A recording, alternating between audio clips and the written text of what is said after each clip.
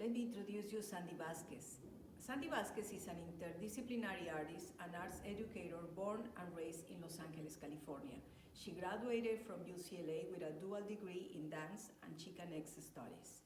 Through her performance work, she has featured on stage such as the John Anson Ford Theater, Brava Theater, and the Harare International Festival of the Arts. As the daughter of working class undocumented Mexican immigrants, she has committed her life work to honoring her community, ancestry, and lineage for making a space for dialogue on the stage and in the classroom. Sandy currently resides in Oakland, California, working as the Associate Director of Programs of Youth Speaks and performs regularly with San Francisco-based company La Mezcla.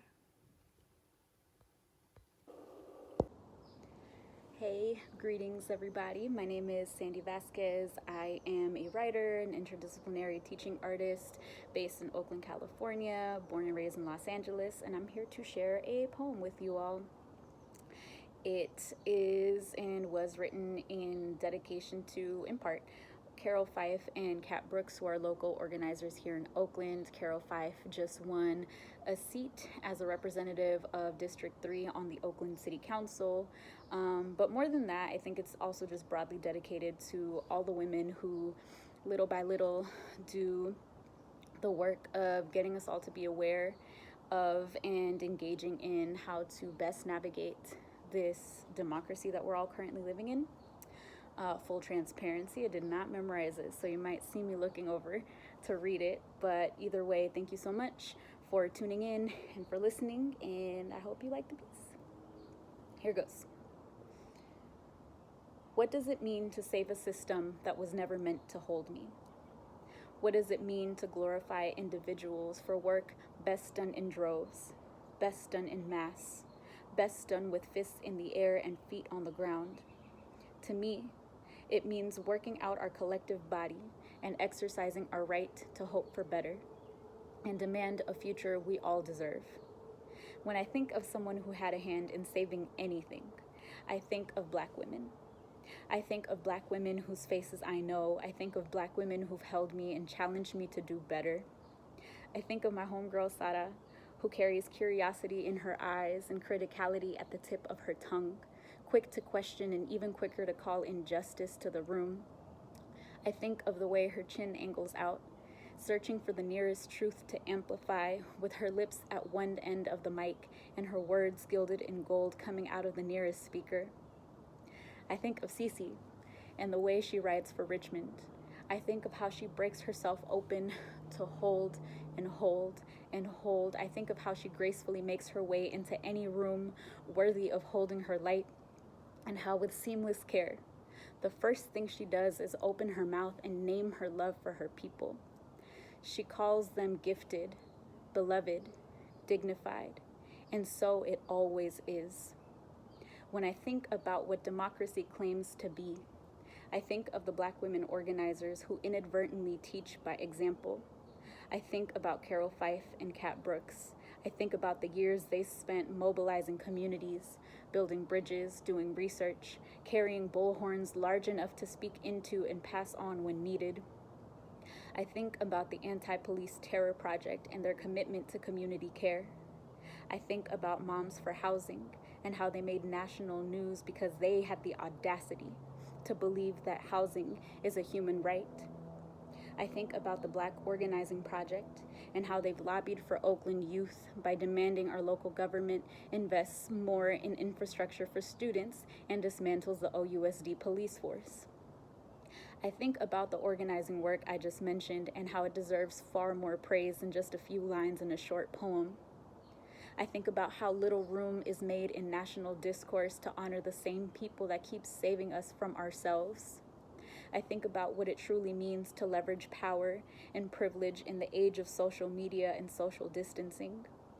I challenge myself to think about how much of my own comfort I'm called to sacrifice for a future that makes room for us all. When I think about who might have had a hand in saving any part of this democracy, my mind doesn't conjure up black and white images of suffragettes we learn about in school, or the racism they brood in their chests fighting for white women's right to vote and getting their faces memorialized on U.S. currency. I think of women closer to home, chipping away at the darkness of a failing democracy, one meeting, email, or car ride at a time. I think of women who poured into me. I think of the Griseldas, Vanessas, Anns, Isas, Lilas, Teresas of the world, the women who don't run for office but teach us how to take up space, how to command a room with a look, a well-crafted sentence, the gift of a genuine laugh, or an impeccably structured agenda. The ones who don't shy away from asking what the action item is after sitting in a meeting for an hour with everyone saying a whole lot of nothing. I think of the ways these everyday people, these everyday women, eyes fixated on a world we've yet to imagine, have saved us time and time again without us even noticing. I think of the countless unnamed organizers whose faces and laughter we'll never know. I think of the folks who organized behind Carroll, Fife, and Cat Brooks, who went door to door, committed to mobilizing a people and spun gold out of a desperate attempt to save a system that was never made to hold us all in the first place. May we commit to their fuerza, their faces, their names to our memory. We know they won't make it into our history books. They won't bend a public school curriculum to include them anywhere between summative assessments and standardized testing. But they live on our tongues, willing us all to speak their presence into the next conference room, interview, budget proposal we make our way into. This is how we solidify a lineage of organizers committed to our collective liberation, dismantling systems made for some, holding few. Thank you so much, everybody, for tuning in and listening to this little piece I had to share with y'all. But specifically, thank you to the folks over at Brava, Stacy, and Alva for tapping me and giving me the space and the time to share this little piece with you all. But broadly, yeah, thank you to everybody over at Brava for making space for women of color artists to come and investigate and share our work. Specifically, thank you so deeply for making a space for the work that I've been doing with Vanessa Sanchez and La Mezcla. Brava has really become a space of comfort and home for us to come back to not just connect with each other, but to connect with the work that we've been doing in hopes of investigating it and presenting it with integrity and with love and with care for the community. So thank you all so much for the work that you all do in providing safe spaces for women of color in San Francisco to come and share our work with you all. Thank you everybody for tuning in. I hope you enjoyed. Have a safe evening, day, whenever you're watching. Much love. Bye.